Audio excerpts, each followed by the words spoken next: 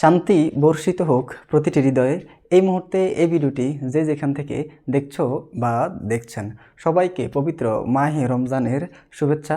মাহে রমজান আমাদের জীবনে আমাদের হৃদয় আত্মাকে পরিশুদ্ধ করুক এবং আমাদের জীবনে নিয়ে আসুক অনাবিল সুখ ও প্রশান্তি।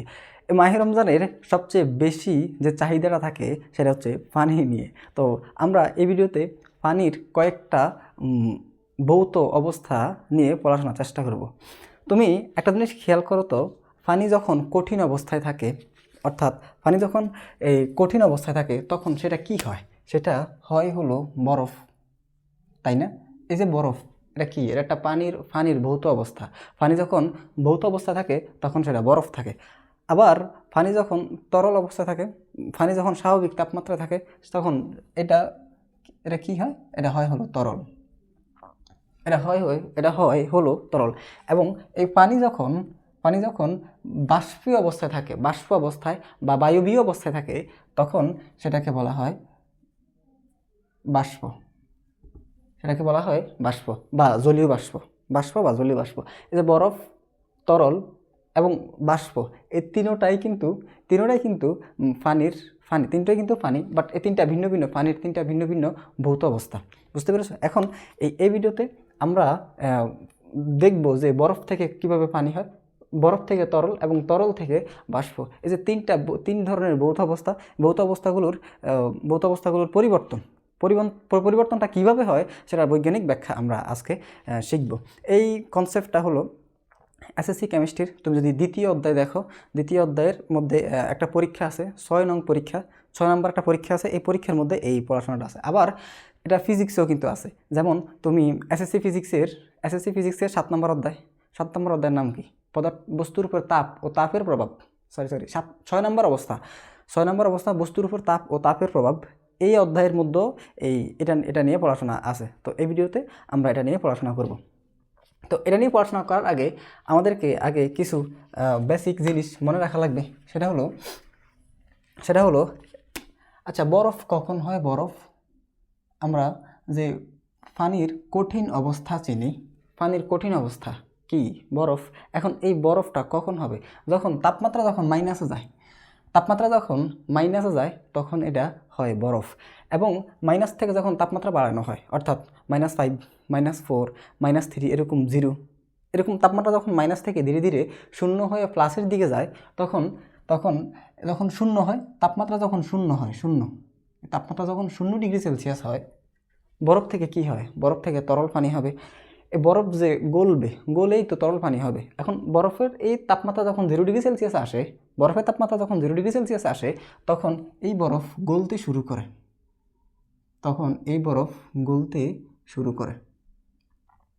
বুঝতে পেরেছো? তখন এই বরফখণ্ড গলতে শুরু করে। এখন গলতে শুরু করে, এরপরে একটা সময় পর বরফ সম্পূর্ণভাবে গলে যায়। গলে গিয়ে আবার যখন তাপমাত্রা বৃদ্ধি করা হয় 0 থেকে 1, 2, 3, এরকম তাপমাত্রা বৃদ্ধি করতে করতে যখন তাপমাত্রা 100 ডিগ্রি সেলসিয়াসে পৌঁছায়, যখন তাপমাত্রা 100 ডিগ্রি সেলসিয়াসে পৌঁছায়, তখন এই পানি, বরফ বলে কি হয়েছে? বরফ বলে না, পানি হয়েছে। তখন পানির তাপমাত্রা যখন 100 ডিগ্রি সেলসিয়াসে পৌঁছায়, যখন 100 ডিগ্রি সেলসিয়াসে পৌঁছায়, তখন এই পানি ফুটতে শুরু করে। পানিটা কি হয়? ফুটতে, বরফ গলে পানি হয়। এখানে বরফ গলতে শুরু করে এবং বরফ গলে কি হয়? পানি হয়। এবার তাপমাত্রা যখন 0 থেকে বাড়তে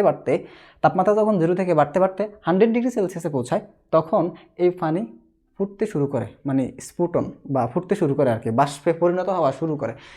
অর্থাৎ 100 ডিগ্রি সেলসিয়াসে যখন পৌঁছায়, তখন পানি কি হয়? ফুটতে শুরু করে। এখানে দুইটা জিনিস। প্রথম কথা হলো, তুমি দেখো তো এখানে কি হয়? বরফ গলতে শুরু করে কোন তাপমাত্রায়? 0 ডিগ্রি সেলসিয়াস তাপমাত্রায়। এখানে কি হয়? এখানে পানি ফুটতে শুরু করে কোন তাপমাত্রায়? 100 ডিগ্রি সেলসিয়াস তাপমাত্রায়। মনে রাখবা যে তাপমাত্রায় বরফ গলতে শুরু করে, সেই তাপমাত্রাকে বলা হয় বরফের গলনাঙ্ক। অর্থাৎ এই যে 0 ডিগ্রি সেলসিয়াস, এটাকে বলা হয় বরফের গলনাঙ্ক।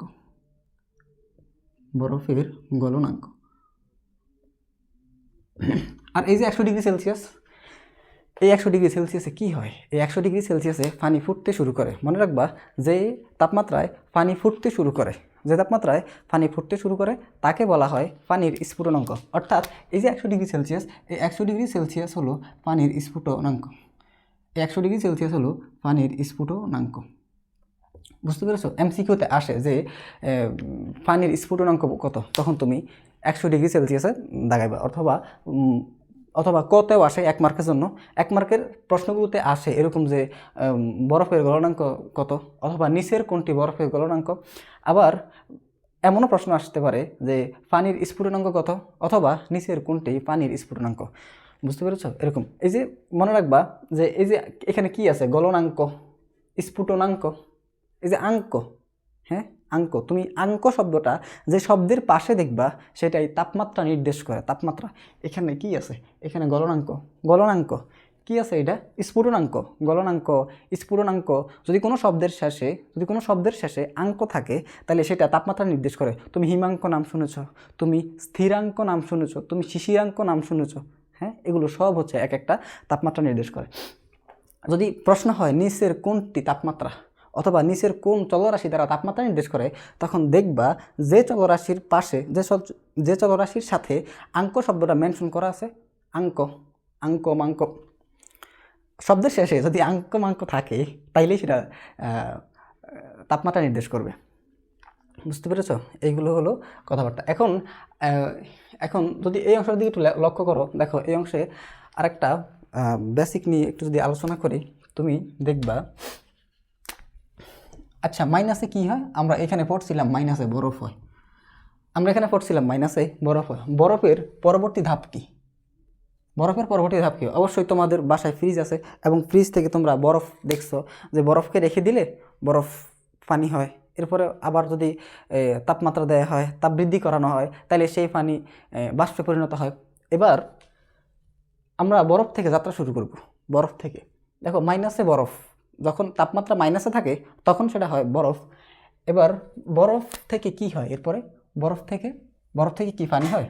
হ্যাঁ, তুমি কি দেখছো কখনো বরফ থেকে একদম সরাসরি পানি হয়ে গেছে? মানে একটু আগে দেখছো বরফ, 1 খণ্ড বরফ, মুহূর্তের মধ্যে সেটা একদম পুরোটা পানি হয়ে গেছে, বরফের আর অস্তিত্ব নাই। এরকম কি কোনো দিন হয়েছে? না, এরকম হয় না।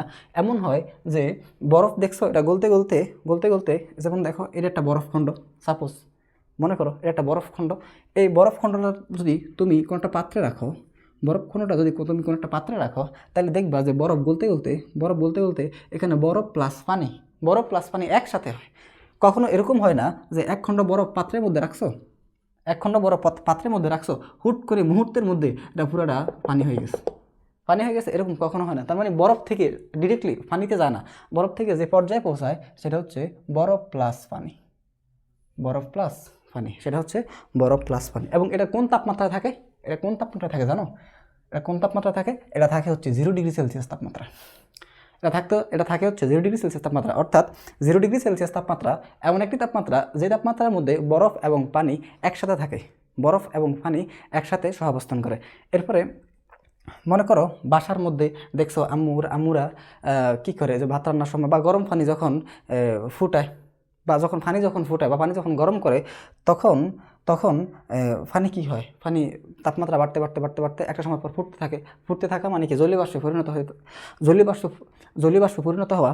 যখন একটা পাত্রের মধ্যে, এটা একটা পাত্র, যখন পাত্রের মধ্যে এরকম পানি থাকে, তখন এই তাপ দেওয়ার পরে কখনো কি এরকম হয়েছে যে এক পাত্র পানি ছিল, তাপ দেওয়ার পর একটা নির্দিষ্ট সময় পর, তাপ দিতে একটা নির্দিষ্ট সময়ের পর সব পাত্রের পানি একসাথে বাষ্প হয়ে উড়ে চলে গেছে? কখনো কি এরকম হয়েছে? হ্যাঁ, বাসার মধ্যে আম্মু ভাত রান্না করে অথবা পানি ফুটায় বা পানি গরম করে, কি হয়? যখন পাত্রের মধ্যে পানি থাকে, পানির মধ্যে তাপ প্রদান করা হয়, তাপ দেয় বা আগুন দেয়া হয়, তাপ দেয়, তখন কি হয়? তখন ধীরে ধীরে পানি ফুটতে থাকে, গরম হতে থাকে। তুমি কি কখনো এরকম দেখেছো যে এক পাত্র পানি তরল থেকে একটা নির্দিষ্ট সময় পরে হুট করে পাত্র থেকে সব পানি চলে গেছে? এরকম কি কখনো হয়? না, এরকম কখনো হয় না। ধীরে ধীরে পাত্রের পানিগুলো তরল থেকে বাষ্পে পরিণত হয়। অর্থাৎ 0 ডিগ্রি সেলসিয়াসে আসার পরে প্রথম প্রথম অবস্থাটা হয় হচ্ছে বরফ, এরপরে বরফ প্লাস পানি, এরপরে সম্পূর্ণ বরফ বলে পানিতে পরিণত হয়, এরপরে সম্পূর্ণ বরফ বলে পানিতে পরিণত হয়। এরপরে কি হয়, এবার বাষ্পে পরিণত হবে। এখন বাষ্পে যে পরিণত হবে সেটা কেমনে হবে? বাষ্পে পরিণত হওয়ার সময়, বাষ্পে পরিণত হওয়ার ক্ষেত্রে এরকম তো কখনো হয় না যে এক পাত্র পানি ডিরেক্টলি বাষ্পে পরিণত হয়ে গেছে। পানি কি হয়, পানি ধীরে ধীরে বাষ্পে পরিণত হয়, ধীরে ধীরে। অর্থাৎ এরপরের পরবর্তী ধাপ হচ্ছে পানি প্লাস বাষ্প।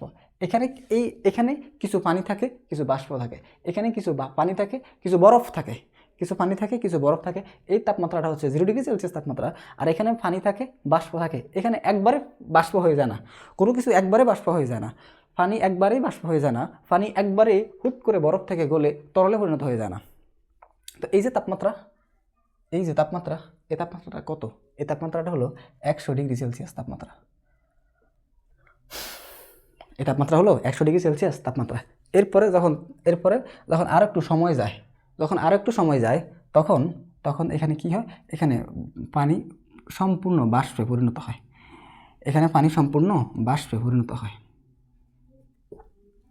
পরিণত হয়, হোপফুলি এইটুকু বুঝতে পেরেছ। অর্থাৎ আমরা বাহ্যিকভাবে দেখি যে একখণ্ড বরফ টুকরো, বরফ থেকে পানি হয়, পানি থেকে বাষ্পে পরিণত হয়, কিন্তু না, বরফ থেকে এরপর পরবর্তী ধাপ হলো বরফ প্লাস পানি, এরপর হচ্ছে একদম পিওর পানি, এরপর হচ্ছে পানি প্লাস বাষ্প, এরপরের ধাপ হচ্ছে একদম বাষ্প। বুঝতে পেরেছ? একটা জিনিস খেয়াল করো যে এই জায়গাতে পানি প্লাস বরফ 0 ডিগ্রিতে আসার পরে এই যে এখানে কিন্তু দুইটা একসাথে অবস্থান করে, এইটুকু ভুল করা যাবে না। এখানে দুইটা অবস্থান একসাথে করে, পানি প্লাস বরফ একসাথে অবস্থান করে, দুইটা ভৌত অবস্থা একসাথে অবস্থান করে, পানি প্লাস বাষ্প এগুলো একসাথে অবস্থান করে। যদি কোশ্চেনটা এরকম হয়, নিচের কোন তাপমাত্রায় পানি প্লাস বাষ্প একসাথে অবস্থান করে, তাহলে উত্তর কী হবে? উত্তর 100 ডিগ্রি সেলসিয়াস তাপমাত্রায়। যদি কোশ্চেনটা এরকম হয়, নিচের কোন তাপমাত্রায় পানি প্লাস বরফ একসাথে অবস্থান করে, তাহলে উত্তরটা হবে 0 ডিগ্রি সেলসিয়াস তাপমাত্রা। হোপফুলি এইটুকু পারার কথা। এবার আমরা যদি এই গ্রাফের দিকে লক্ষ্য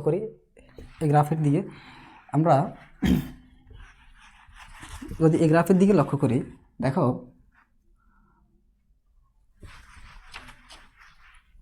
কোন একটা কাজ বা কোন একটা ঘটনা সবসময় সময়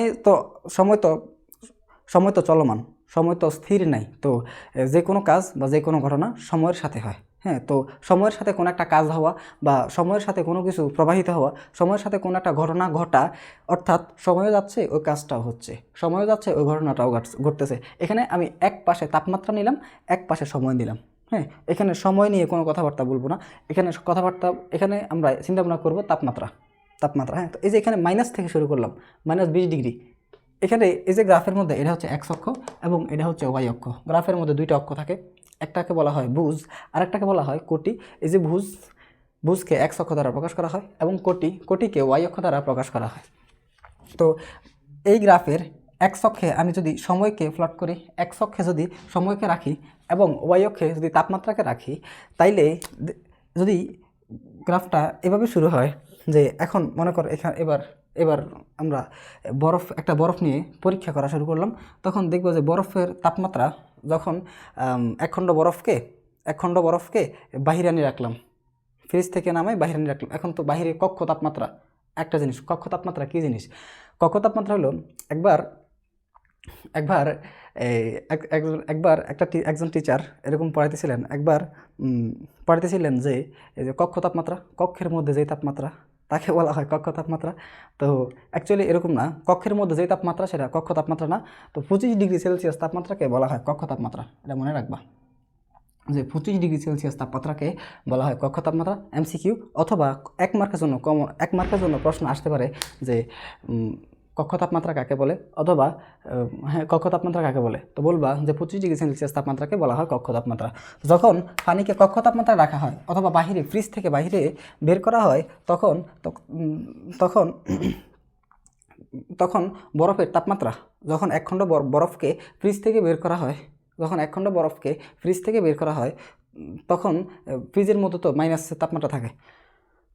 তখন এই মাইনাস থাকে তাপমাত্রা বাড়তে বাড়তে, তখন এই যে মাইনাসের তাপমাত্রা এরকম বাড়তে বাড়তে, তখন মাইনাসের তাপমাত্রা এরকম বাড়তে বাড়তে জিরোতে আসে। জিরো, এই দেখো জিরোতে আসে। জিরোতে আসলে কি হয়? আচ্ছা, এই যে -20 থেকে এইটুকু পর্যন্ত, এইটুকুতে গ্রাফের এই অংশের মধ্যে বরফের যে অবস্থা, এটা পানির যে অবস্থা ছিল, এটা হলো বরফ। এটা হলো বরফ, এটা হচ্ছে বরফ। এবার 0 থেকে 0 ডিগ্রি সেলসিয়াসে আসার পরে এখানে কি হয়? 0 ডিগ্রি সেলসিয়াসে কী হয়? 0 ডিগ্রি সেলসিয়াসে বরফ গলতে শুরু করে বলেছিলাম। তো এখানে এটা এরকম হয়, এটা এরকম হয়। আমি যদি এর নামকরণ করি এ বি, এ এবং বি, তাইলে এখানে কি হয়? এখানে বরফ গলতে শুরু করে। এই জায়গাতে 0 ডিগ্রি সেলসিয়াসের মধ্যে বরফ প্লাস পানি একসাথে থাকে, বরফ প্লাস পানি একসাথে থাকে।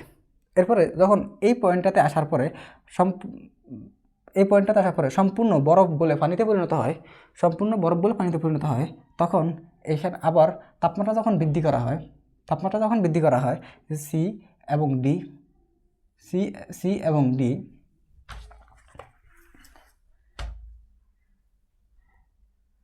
সি এবং ডি, তাহলে এরা কত তাপমাত্রা হলো? এটা হচ্ছে 100 ডিগ্রি সেলসিয়াস তাপমাত্রা। এখানে কি হয়? এখানে সম্পূর্ণ পানি থাকে, তো 100 ডিগ্রি সেলসিয়াস তাপমাত্রায় কী হয়? 100 ডিগ্রি সেলসিয়াস তাপমাত্রায় পানি ফুটতে শুরু করে। আর 100 ডিগ্রি সেলসিয়াস তাপমাত্রার মধ্যে কী থাকে? পানি প্লাস বাষ্প একসাথে থাকে, পানি প্লাস বাষ্প একসাথে থাকে। যখন সম্পূর্ণ পানি বাষ্পে পরিণত হয়ে যায়, তখন তাপমাত্রা বাড়াইলে এখানে এরা বাষ্পে পরিণত